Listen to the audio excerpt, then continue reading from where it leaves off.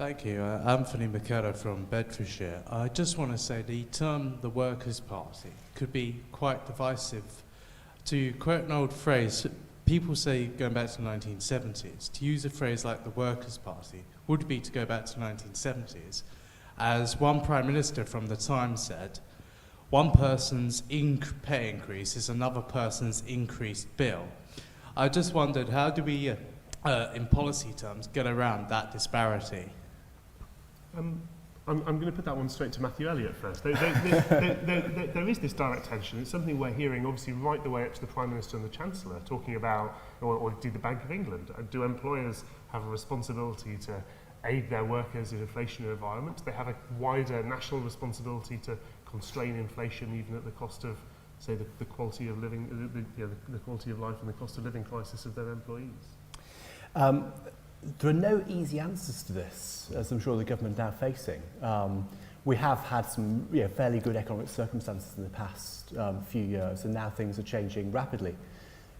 With the pandemic, of course, people thought that the big issue would be widespread unemployment following that. And of course, that didn't happen, not least because of the furlough scheme. But now you have a situation where, frankly, wages aren't going to keep up with where inflation is. And we will see huge tensions there. We're seeing it already with, obviously, we had the rail strikes a few weeks back. We're seeing issues with the airports at the moment.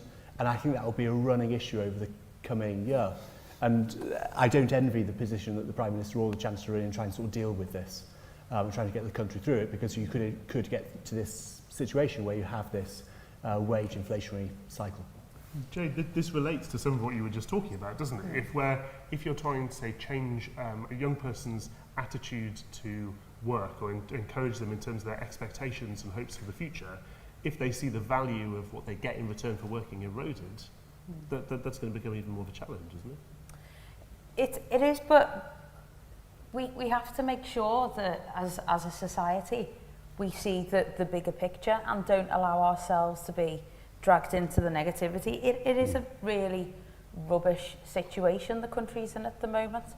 Everybody's going to feel the pinch, but if we kind of sell it as at the end of this, things will improve, things will get better, but we seem kind of in this bubble at the moment where we're just allowing ourselves to be contracted into such bad attitudes. We need to break that and just look forward and look forward to the day that things are a bit cheerier, I suppose. Jack, the Prime Minister famously said that his goal for Britain was a high-pay economy. We're obviously facing even more challenges to that than might be expected. Well, it is, as people have said, very difficult because, don't forget that inflation affects the people on lower incomes or fixed incomes disproportionately.